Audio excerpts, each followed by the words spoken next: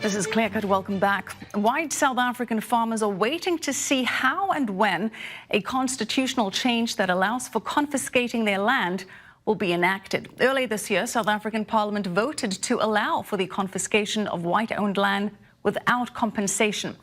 And as they await their fate, they are also struggling with mounting violence against them.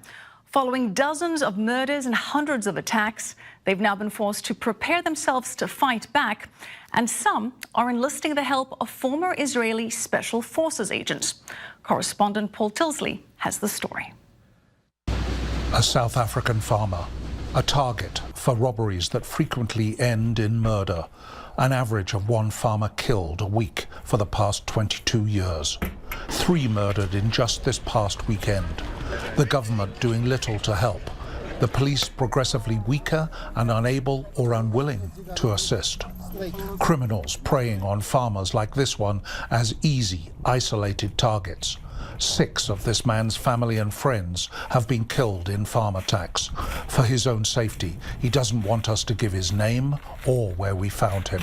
My family's been attacked. My father-in-law was killed in the farm, in the house where we're living now. There's lots of incidents here. 2 of my wife's close family. In total, I've lost about six people that I know. Good personal friends and family. Yes, it's hectic. It's not nice. But there's a new man in town, and he's turning the tables on the bad guys. Idan Abelnik is an Israeli ex-Special Forces commando. At a secret, specially adapted location, an hour's drive from Johannesburg, he's brought considerable anti-terrorist skills, honed in Middle East conflicts, here to Africa. He's teaching farmers not just how to fight back, but how to turn the tables on their attackers. I think because, I've been Lebanon, I've been Hebron, Gaza, I've been conflict area in my life. I've done operation, many operation, and I'm familiar with that, what they're facing here. I realize they're not dealing with, with crime syndicate. They are dealing with the act. The act is a one-on-one terror act. Here, deep in Africa, more than 9,000 kilometers from Jerusalem, an Israeli ex-Special Forces commando involved in a new fight to save the African farmer. I want to transfer the mindset to survivor. They need to understand that we are here learning how to survive. Those being trained by Abelnik really value what he's doing for them.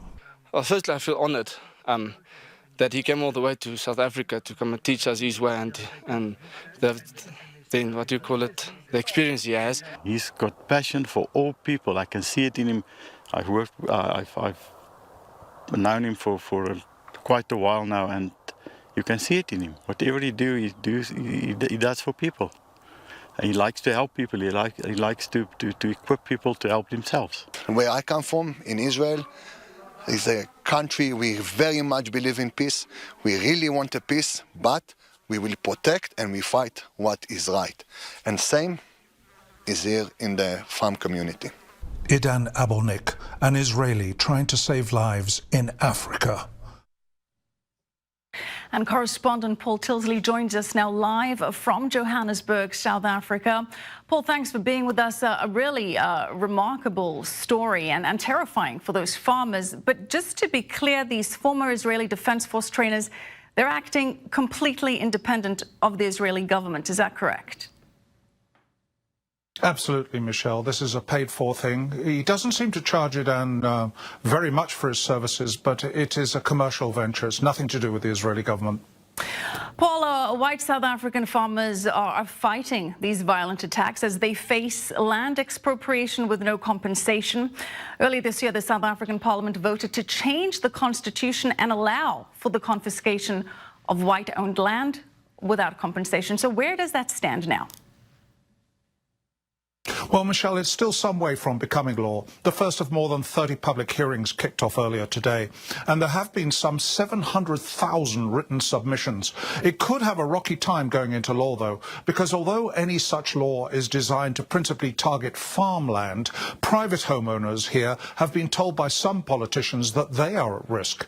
Such talk is scaring both white and black people here. But with an election next year, the government is trying to push the law through to win the vote of those without homes. Michelle? Paul, let's talk about this violence, because just last year, 47 white farmers were murdered, hundreds of attacks. So what are the authorities saying and doing about this? Well, very little, Michelle. The government is failing in any kind of frankly weak fight it's making against murder and crime generally here. 47 white farmers may have been murdered here in the whole of last year, Michelle, but nationally, 49 people of all colours were killed every day. But it can be terrifying on a farm.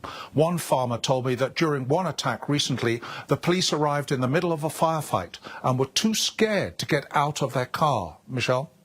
Yeah, the violent crime in South Africa, really terrible.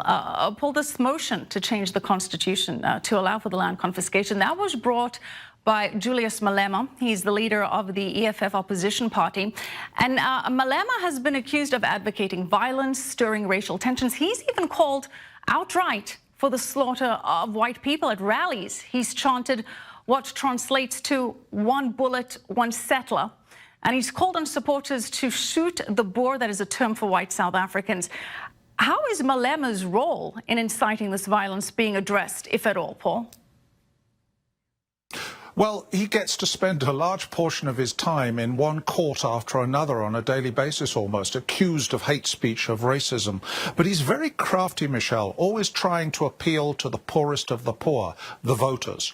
This week, spewing out unrepeatable slurs on South Africa's sizable Indian community, and even using the N-word favoured by rappers to lash out at some black journalists here. So he's lashing out, he's hitting out at anyone who he perceives to have money in order to get votes. And yet he does enjoy quite substantial support. Paul, because of this violence, Australia was considering fast-tracking visas for those white South African farmers to be granted asylum on humanitarian grounds. That received tremendous backlash from the South African government. Where does that stand now?